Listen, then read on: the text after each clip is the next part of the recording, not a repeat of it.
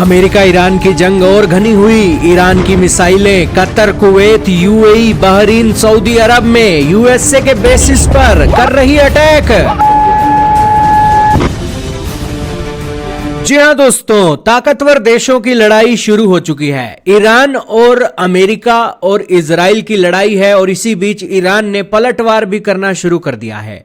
Iran के ऊपर आज सुबह जहां पर हमले हुए, जहां पर अमेरिका और इजराइल की मिलिट्री ने अटैक किया, वो तेहरान, तबरीज, कराज, करमंश, कोम, कोरामाबाद, इस्फान, बुशेर, चाबहार, कोनार्क जो इलाके थे, वहां पर अमेरिका और इजराइल का अटैक देखने को मिला। ये अटैक जब हुआ तो ईरान को तो पहले ही था कि भाई अटैक होगा तो वो जवाब देंगे, तो उन्होंने फाइनली जवाब दिया और जैसे उन्होंने कहा था वैसा ही उन्होंने किया।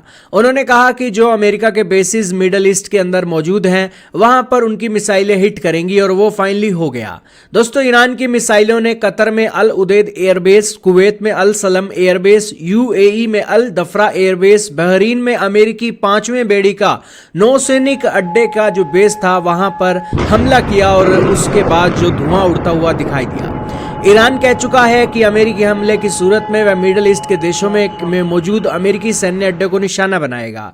और उसके बाद दोस्तों Qatar, Bahrain, Kuwait, UAE, Saudi Arab, Jordan, Iraq, मिस्र जैसे देश अब इसके ऊपर क्या स्टैंड लेंगे? क्या दोस्तों वो अमेरिका को एक हमले करने देंगे, ईरान के ऊपर अपनी जमीन का इस्तेमाल होने देंगे?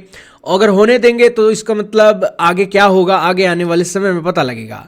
लेकिन यह जंग शुरू हो चुकी है और ये जंग कितनी लंबी चलेगी किसी को नहीं पता, लेकिन सारी दुनिया जरूर परेशान होगी, ये श्योर हो चुका है। क्योंकि दोस्तों जंग के अंदर नियम कानून कायदे मायने नहीं रखते हैं और क्रोध की अग्नि में जलकर देश क्या का क्या ना कर दे, किसी की नहीं सुनते। और एक बार फिर से जो देश एक जंग को रोकने का काम कर रहे थे वो आज जंग को इसलिए शुरू कर रहे हैं ताकि फ्यूचर में जंग ना हो। आपके क्या कहने हैं कमेंट में बताइएगा। लेकिन कोई कुछ नहीं कर सकता, इन ताकतवर देशों के हाथ में है और इन ताकतवर देशों के हाथ में ही है कि फ्यूचर वो किस तरीके से शेप करेंगे।